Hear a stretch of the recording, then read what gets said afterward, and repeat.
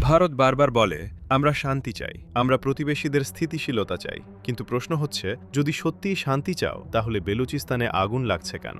আজ পাকিস্তান আবারও প্রমাণ করেছে এই অঞ্চলে আর কোনো ছায়াযুদ্ধ চলবে না। ভারত সমর্থিত সন্ত্রাসীদের বিরুদ্ধে পাকিস্তান সেনাবাহিনীর কঠোর অভিযান দক্ষিণ এশিয়ায় নতুন বার্তা পাঠিয়েছে।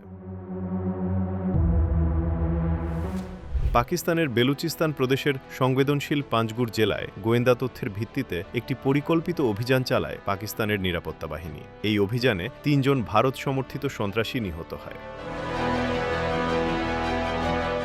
পাকিস্তানের সেনাবাহিনীর মিডিয়া শাখা আইএসপিআর জানায় এই গোষ্ঠীটি দীর্ঘদিন ধরে নিরাপত্তা বাহিনী, উন্নয়ন প্রকল্প এবং সাধারণ নাগরিকদের টার্গেট করছিল। এটা কোনো আকস্মিক এনকাউন্টার নয়, এটা ছিল টার্গেটেড ক্লিন আপ অপারেশন। এবং এখানেই পার্থক্য। পাকিস্তান এখন প্রতিক্রিয়া দেয় না, পাকিস্তান এখন পদক্ষেপ নেয়।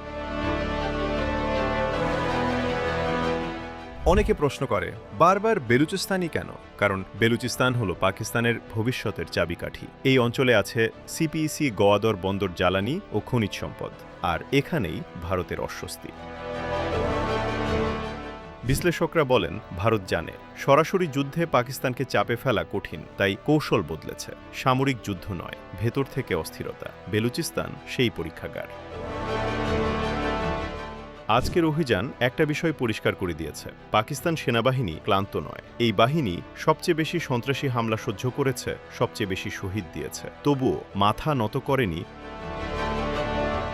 গোয়েন্দা তথ্য সংগ্রহ, টার্গেট শনাক্তকরণ এবং নিখুঁত অ্যাকশন, এগুলো কোনো দুর্বল রাষ্ট্রের লক্ষণ নয়, এগুলো একটি সচেতন ও প্রস্তুত রাষ্ট্রের চিহ্ন।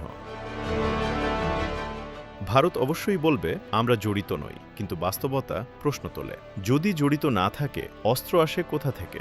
যোগাযোগের নেটওয়ার্ক কার? প্রশিক্ষণ কে দেয়? পাকিস্তান একদিনে সব প্রকাশ করে না, কিন্তু ইতিহাস বলে যা লুকানো হয় তা একদিন ঠিকই সামনে আসে। আর ভারতের সমস্যাটা এখানেই। এই অভিযান শুধু ৩ জন সন্ত্রাসীর পরিণতি নয়, এটা একটি বার্তা স্পষ্ট। পাকিস্তানের ভেতরে অস্থিতিশীলতা তৈরির চেষ্টা করলে তার মূল্য দিতে হবে। পাকিস্তান শান্তি চায়, কিন্তু দুর্বলতা নয়।